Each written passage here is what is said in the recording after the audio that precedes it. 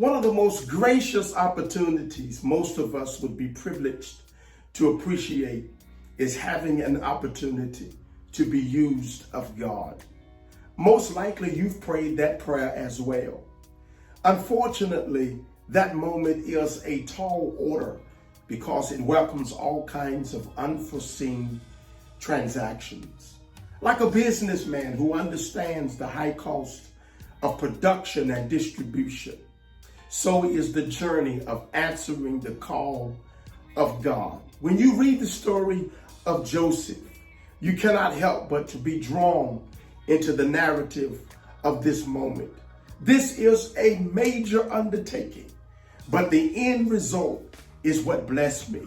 God brought Joseph through what should have killed him, but obviously the plan of God was for him to live. And that's what you've got to realize. As hard as this test might be in your life, this is the beginning of something great. Though it seems like you're losing, I'm here to let you know that you are actually winning. I pray that this word blesses you and your family.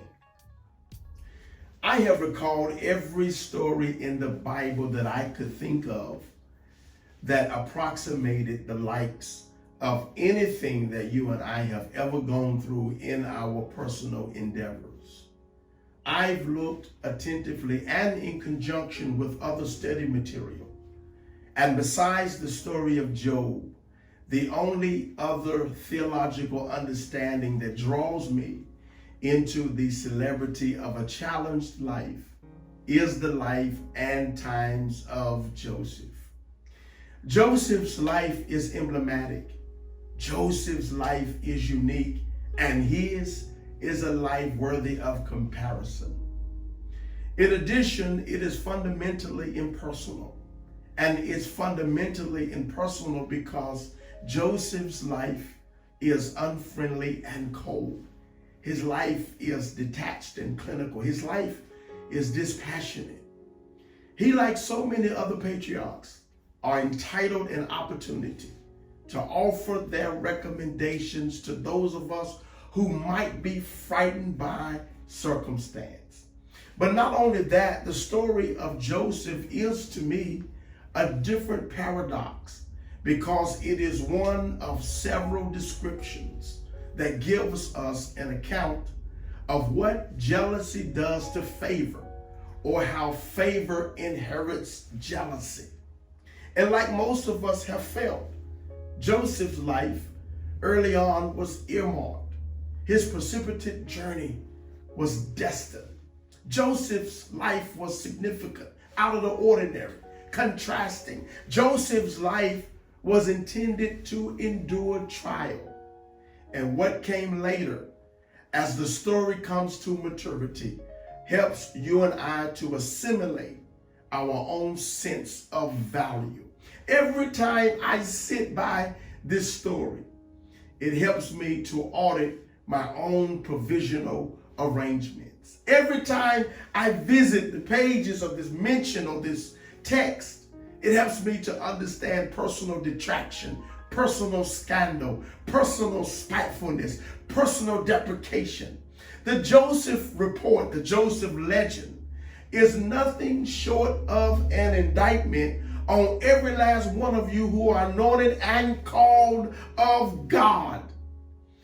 This chapter and the attending verses that makes up its chorus seems to suggest that trouble is imminent and that trouble is attracted to favor, which explains your difficulty this morning.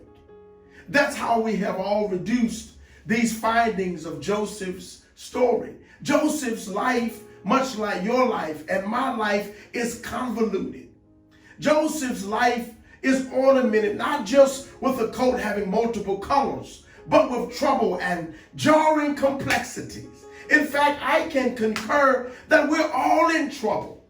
We're all under attack because of our gifts, because of our callings, because of the assignment that's on our lives.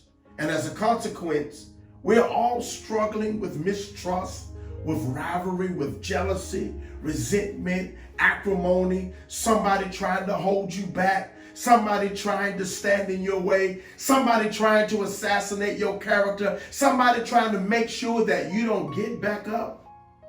Wedged between two different chapters recording the same hardship, Joseph's dilemma reminds us all of where we stand. Where we stand with our friends, where we stand with our family, where we stand with our siblings. And the only one thing that you and I have to blame this on is a dream, a vision, a goal, a conviction, a purpose. Believe it or not, the favor of God will separate you from the norms. The favor of God will even separate you from the people that you thought you could trust. This is where it all began for Joseph. The Bible said that Joseph dreams a dream, which means that Joseph started realizing life and beyond.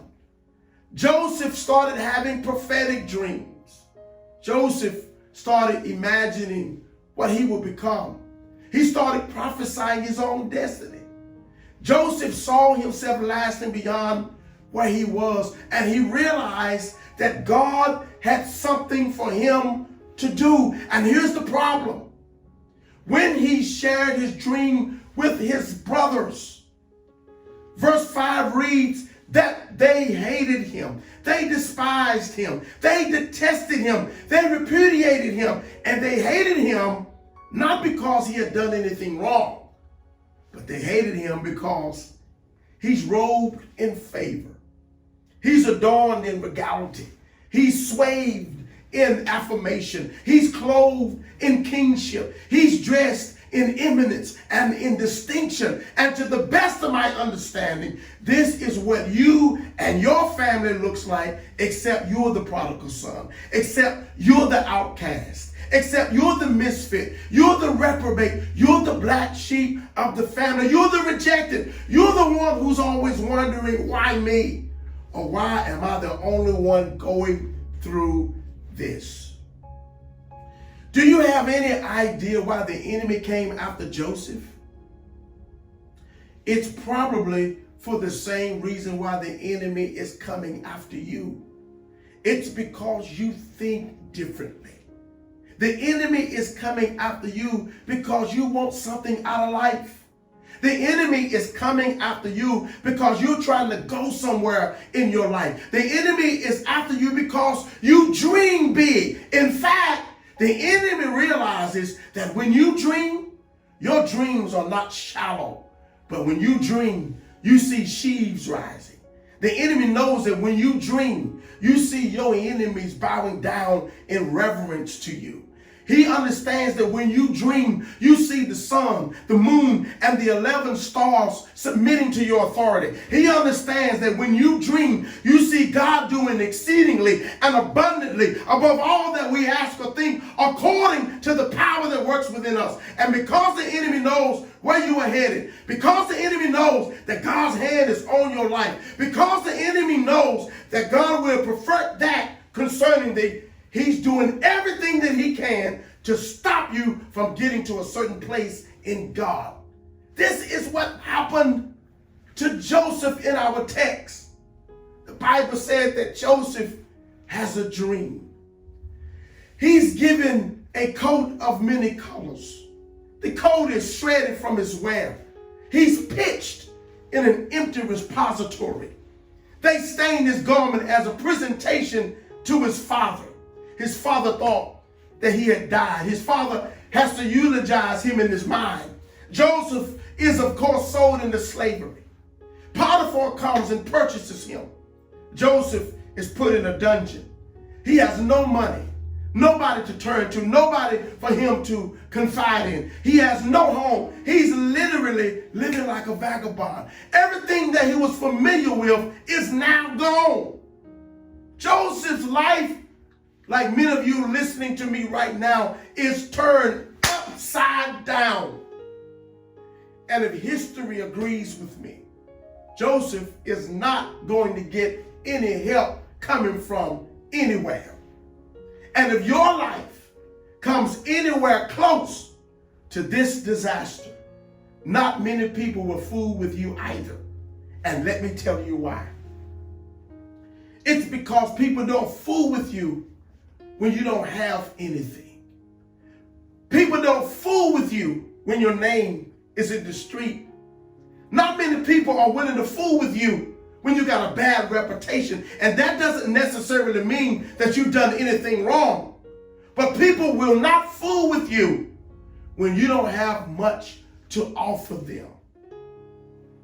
And here's the other caveat. You're not going to get much support from anybody, especially when it looks like God is against you.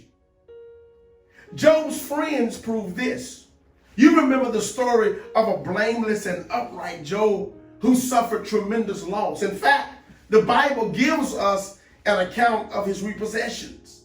He lost his possessions, he lost his family, he lost his health, and even his will to live. And if that's not enough, the Bible said that his wife suggested that he curse God and die, while his friends associated his calamity with wrongdoing. As far as they could see, God wouldn't allow a righteous man to suffer like this. As far as they could see, God wouldn't put a praying man to a test like this. But that theology is debunked. And Joseph's dilemma takes on the same clairvoyance. Now you have to agree with me that on the surface, it does look like something is wrong. Especially when you got these many family members upset with one brother. This story looks like something is wrong because the community is against him. Because everybody is talking, because everybody is saying the same thing. And sometimes those reasons are enough to influence your guilt, even if you're innocent. Don't let the crowd rob you of your joy. Don't let the crowd steal your testimony. Don't let the crowd put you on a guilt trip. Don't let naysayers and cynics and head shakers, the congregation of doubters in your life, condemn your efforts, because you are going somewhere, and this is a test, and God is taking you somewhere. Here's what I want you to see. Joseph goes through all of this, and here's what verse 2 of Genesis chapter 39 reads. It reads like this. The Lord was with Joseph so that he prospered. Now here's what startled me. When I read this verse, what startled me was this. This verse seems to indicate that Joseph is prospering while he's being mistreated.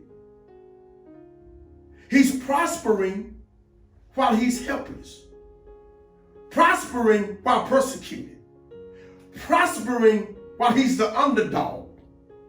Prospering while he's being tyrannized.